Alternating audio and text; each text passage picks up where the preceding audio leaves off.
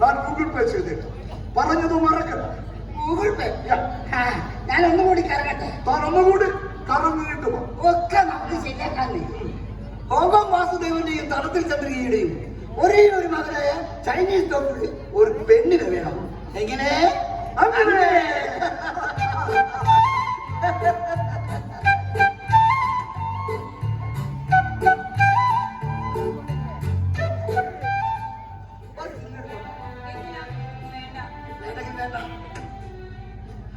ഞാൻ മന്മഥൻ. വിവാഹ സ്വർഗത്തിൽ നിന്നല്ല ഭൂമിയിൽ വെച്ച് നടത്തി കൊടുക്കുന്ന ഒരു പരോപകാരിയാണ്. ബ്രോക്കർ എന്നും ചില വിവരദോഷികൾ പറയും. എന്താ? അയ്യോ, ഇത് നമ്മുടെ രമണന്റെ മകളല്ലേ? എന്താ പേര് പറഞ്ഞേ? സിന്ധു. സിന്ധു.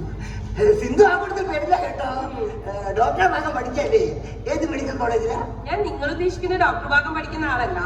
പോസ്റ്റ് ഗ്രാജുവേഷൻ കഴിഞ്ഞ് യൂണിവേഴ്സിറ്റിയിൽ ഒരു പ്രബന്ധം അവതരിപ്പിക്കാനുള്ള ഗവേഷണത്തിലാണ്. അത് യൂണിവേഴ്സിറ്റി അംഗീകരിച്ചാൽ ഡോക്ടറേറ്റ് കിട്ടും. ഒരു 10-26 കഴിഞ്ഞു കാണും അല്ലയോ? അത് അമ്മാവനെന്തിനാ അറിയുന്നത്? അങ്ങനെ ചിത്രത്തിന്റെ കണക്ക് പുസ്തകത്തിലും വിവാഹത്തിന്റെ കുടുംബ പുസ്തകത്തിലും സകലരുടെയും ജാതകം ഉണ്ടാവണം. ഞാൻ അച്ഛനോടൊന്ന് മുട്ടട്ടെ. ഒരു IPS ഓഫീസർ ഉണ്ട്, 32 വയസ്സ്, പൂരം വീറുന്ന പുരുഷൻ, നല്ല തറവാട്ടുകാരൻ. മുട്ടുന്നോണ്ടൊന്നും വിരോധമില്ല. പക്ഷെ അമ്മാവനെ വേറെ പെണ്ണിനെ കണ്ടെത്തിക്കോണം.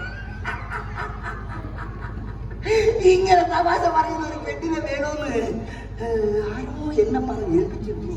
ഓ മറവി ഒടുക്കത്തമ്മ. അല്ല, അപ്പത്തെ വീട്ടിലെ പയ്യനെങ്ങനാ? സുവീരൻ എവിടെയൊക്കെയോ ഒരു വശപ്പശലുള്ളത് പോലെ, അതുകൊണ്ട് ചോദിച്ചതാ. എനിക്കറിയില്ല അമ്മാവ. അത് കാണാ ഇത്ര അയൽവക്കത്തായിട്ട്. ആ വീടും ഈ വീടും തമ്മിൽ ഒരുപാട് ദൂരമുണ്ട് അമ്മാവ. ചിരിച്ചാലും കരഞ്ഞാലും ജനിച്ചാലും മരിച്ചാലും പരസ്പരം കാണാത്ത, കേൾക്കാത്ത, പറയാൻ പറ്റാത്തത്ര അകലം. ദൂരം ഹൃദയബന്ധങ്ങളെ ഏറ്റക്കുറിച്ചിലുകൾക്കനുസരിച്ച് കൂടിയും കുറഞ്ഞു വയ്ക്കും അമ്മാവ.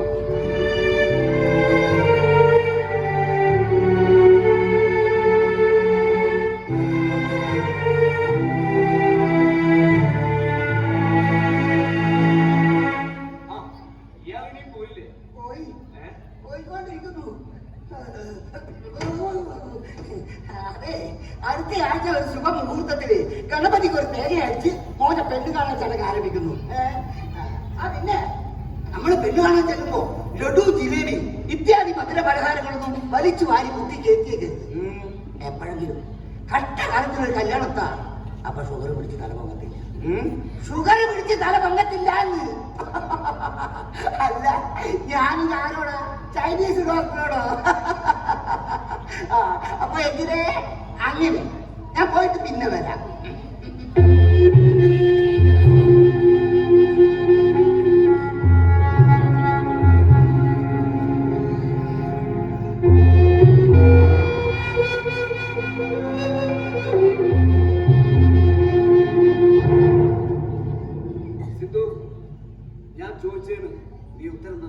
നീ ചോദിച്ച ചോദ്യങ്ങൾക്ക് ഉത്തരം തരാൻ ഞാൻ നിന്റെ വിദ്യാർത്ഥിയോ നീ എന്റെ അധ്യാപകനോ അല്ല. എനിക്ക് വേറെ പെണ്ണന്വേഷിക്കുന്നു. നല്ലത്, മരണം കിട്ടാൻ ഞാനും പ്രാർത്ഥിക്കാം. നീ എന്താ സിന്ധു ഇങ്ങനെ? നോക്ക്, അടുത്ത വർഷം ഞാൻ ഇന്ത്യൻ മെഡിക്കൽ ബോർഡിന്റെ എക്സാം എഴുതുന്നു. പാസ്സായ ഞാൻ MBBS ഡോക്ടർ. അതിന് നമുക്ക് വിവാഹിതരാകാം. വിവാഹിതരാകാനുള്ള യോഗ്യതയാണോ MBBS? Bachelor of medicine and bachelor of surgery വിവാഹം തമ്മിൽ എന്താ ബന്ധം? സിന്ധു, ഒരാണിനും പെണ്ണിനും പരസ്പരം തോന്നണ സുവീര ജീവിതജാതം കൂട്ടിക്കെട്ടണമെന്ന്. അല്ലാതെ സിന്ധു, നിന്റെ അച്ഛന് കോടികളുടെ ആസ്തിയുണ്ട്, നിന്റെ അമ്മയ്ക്ക് ഭൂസ്വത്ത് ഉണ്ട്, കാണാനും തരക്കേടില്ല. ഏത് പെണ്ണും കൊതിക്കുന്ന ഡോക്ടറാകാൻ പോകുന്നു. ഞാൻ നവവധുവായി നിന്റെ വീട്ടിൽ വന്നാൽ അപരിചിതം ഉണ്ടാവില്ല. പിന്നെന്താ നിനക്ക് എന്നോട്? ഞാൻ ആരെ കല്യാണം കഴിക്കണമെന്ന് എന്റെ അച്ഛൻ തീരുമാനിക്കും. ജനിച്ചു വീണത് മുതൽ ഈ നിമിഷം വരെ നമുക്ക് ആയുസ് പകർത്തു വന്ന രക്ഷിതാക്കൾക്ക് ആ ഒരു അവകാശമെങ്കിലും തിരിച്ചു കൊടുക്കണ്ടേ സുവീര? പൂതിക്ക് പുതിയ ബന്ധങ്ങൾ തേടിപ്പോന്ന പുത്തൻ കൂറുകാരിൽ ഞാൻ പെടില്ല. കാരണം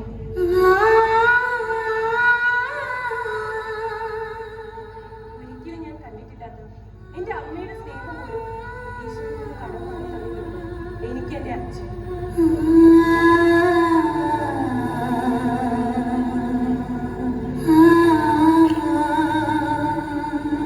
അയാൾ സമ്മതിച്ചിട്ട് ഈ വിവാഹം നടക്കുമെന്ന് എനിക്ക് തോന്നുന്നില്ല. പഴയ പകയാ അയാൾക്ക് എന്റെ അമ്മയോട്. എന്ത് പക? എന്ത് പകയും സുവീര? ഈ തടത്തിൽ തറവാട്ടിൽ ഒരു ആൺകുഞ്ഞ് ജനിച്ചപ്പോ ചങ്ങമ്പുഴയുള്ള ആരാധനമുത്ത് ആ കുഞ്ഞിന് രമണൻ എന്ന് പേരിട്ടു. അതെന്റെ അച്ഛൻ.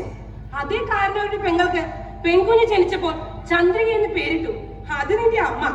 ഈ രമണനും ചന്ദ്രികയും എങ്ങനെയാ വേർപിരിഞ്ഞെന്ന് എന്റെ അച്ഛൻ എന്നോട് പറഞ്ഞു തന്നിട്ടുണ്ട്. നമ്മളൊരു നല്ല അയൽക്കാർ പോലുമല്ല. നിന്റെയും നിന്റെ കുടുംബത്തിന്റെയും നേർക്കൊന്ന് പുഞ്ചിരിക്കാൻ പോലും എനിക്ക് മടിയാ. പിന്നല്ലേ വിവാഹം. ഒരുത്തന്റെ പപ്പയും മമ്മയും എനിക്ക് വേണ്ടി തകൃതിയായി വിവാഹാലോചന നടത്തട്ടെ. പക്ഷേ ഞാൻ എന്റെ മണിയറയിൽ വെച്ച് മുന്താണി കുത്തരിക്കുന്നത് നിന്റേതായിരിക്കും.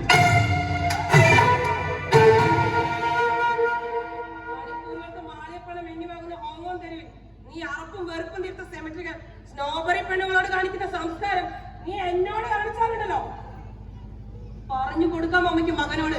ചുരുങ്ങിയ പക്ഷം ഒരു പെണ്ണിനോടെങ്കിലും പെരുമാറണമെന്നെങ്കിലും.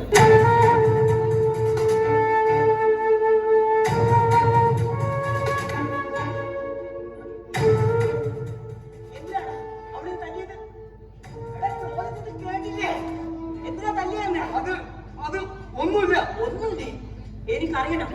ചന്ദ്രന്റെ മകന്റെ മുഖത്ത് രമണന്റെ മകനെ തല്ലിയെന്ന്. അത് ചങ്ങമ്പുഴയോട് പോയി ചോദിക്കും. നാണമില്ല നിനക്ക്. ഹോങ്കോങ് വാസുദേവന്റെയും തടത്തിൽ പിറന്ന മകൻ കണ്ട പെണ്ണുങ്ങളുടെ കയ്യിൽ തല്ലു വാങ്ങി എന്നോട് പറയിപ്പിക്കരുത്. മമ്മി പറ. എന്ത് മമ്മി പറ? എടാ, നീ ആരെ കെട്ടിക്കൊണ്ട് വന്നാലും എനിക്കൊന്നുമില്ല. പക്ഷേ ആ രമണന്റെ മകൻ ഈ പടി ചവിട്ടാൻ സമ്മതിക്കില്ല, സമ്മതിക്കില്ല, സമ്മതിക്കില്ല.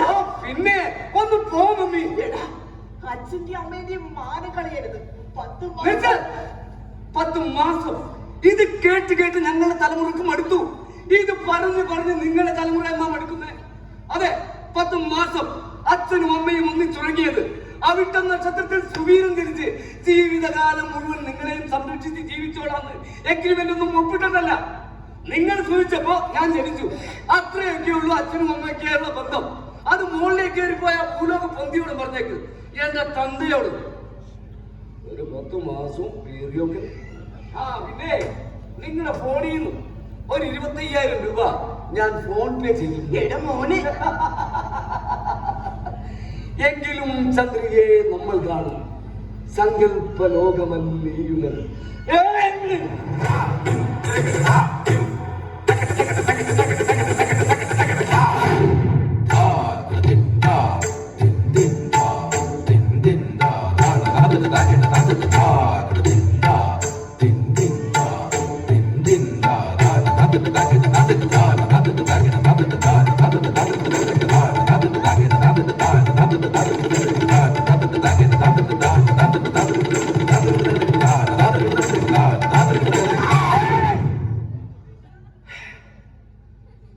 ഇന്നത്തെ നെയ്റ്റ് പാർട്ടി കഴിഞ്ഞ് റുബീന എന്നോടൊപ്പം ഉണ്ടാവും.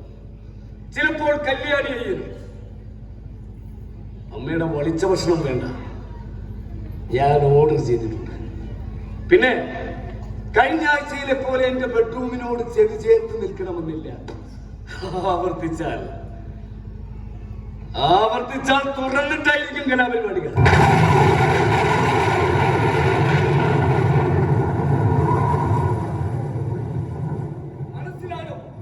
മനസ്സിലായോ ചന്ദ്രികേ?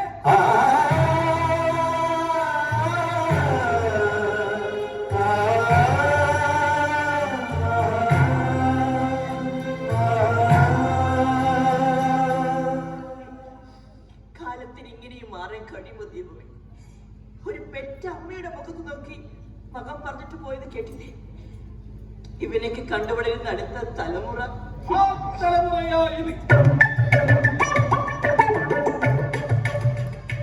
ചന്ദ്രിക.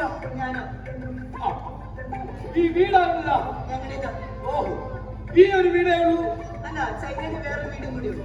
അപ്പോൾ ഇത് കൂടാതെ ഏഷ്യാ ഭൂഖണ്ഡത്തിൽ ഒരു വീട് കൂടി ഉണ്ട്. നല്ലത്. സുവീരൻ എന്റെ മോന. ഈ ഒരു മകനേ ഉള്ളൂ? അതെ. ഹോങ്കോങ് വാസുദേവൻ എന്റെ ഭർത്താവാ. ഈ ഒരു ഭർത്താവേ ഉള്ളൂ?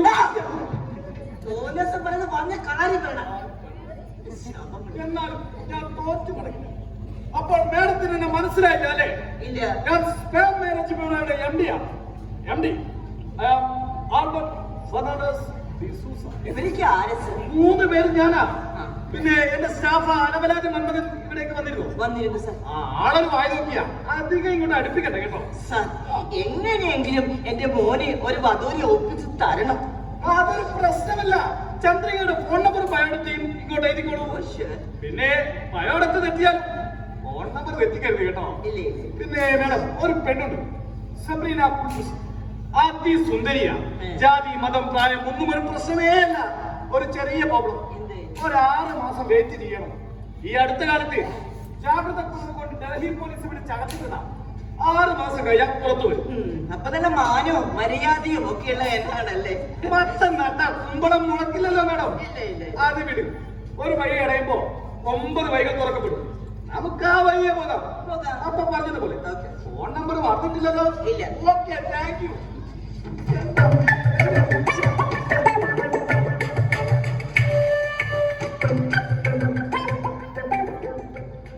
അയാളൊക്കെ കൊടുത്തോ? കൊടുത്തു. ഫോൺ നമ്പർ കൊടുത്തോ? കൊടുത്തു. അസലായി. എംഡിയെ പരിചയപ്പെട്ടോ? പരിചയപ്പെട്ടു. ഇത് ഫാൻസി ഡ്രസ്സിന്റെ കോമ്പറ്റീഷന് വാടക എടുത്ത സാധനങ്ങളാണ്. എത്രയും പെട്ടെന്ന് തിരിച്ചേൽപ്പിക്കണം. പിന്നെ ഇവൻ എന്റെ ഓഫീസിലെ ക്ലീനിങ് സ്റ്റാഫാ. ഞാൻ ചെല്ലുന്നിടത്തിലെല്ലാം ഇവനും ഉണ്ടാവും. അതെ, വല്ലതും വാങ്ങിയോ? ഇല്ല.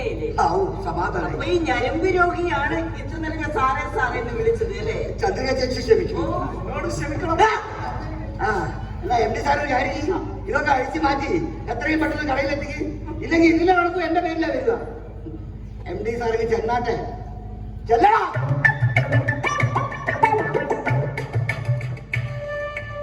പിന്നെ എന്റെ സ്ലാബിൽ നിങ്ങളുടെ മകൻ എന്ന് പേര് രജിസ്റ്റർ ചെയ്തോ അന്ന് മുതൽ നിങ്ങൾ ഞങ്ങളുടെ നിരീക്ഷണത്തിലാണ്. തീന്മേശം മുതൽ കിടപ്പറ വരെ ഞങ്ങൾ നിരീക്ഷിക്കും. ഉത്തരവാദിത്വമാണ് ഞങ്ങളുടെ ഉത്തരവാദിത്വം. സംഗതിയൊക്കെ നേരം. എങ്കിലും ഈ പേര് ഒന്ന് മാറ്റിക്കും. പറ്റില്ല. ഓടുന്ന പട്ടിക്ക് ഈ കാലത്ത് 5 മുള മുമ്പിൽ അറിയുന്നതാണ് ഇന്നത്തെ രീതി. 10-15 കൊല്ലം മുമ്പ് വില കൊടുത്ത് വാങ്ങിയ കുപ്പിവെള്ളവുമായി ആരെങ്കിലും നടക്കുന്നത് കണ്ടാൽ നമ്മൾ വിളിച്ചതെന്താ? പൊങ്ങച്ചക്കാരൻ. ഇന്നലെ ചെയ്തോരബദ്ധങ്ങളൊക്കെയും ഇന്നിന്റെ ആചാരമായി ഭാവിച്ചിടും.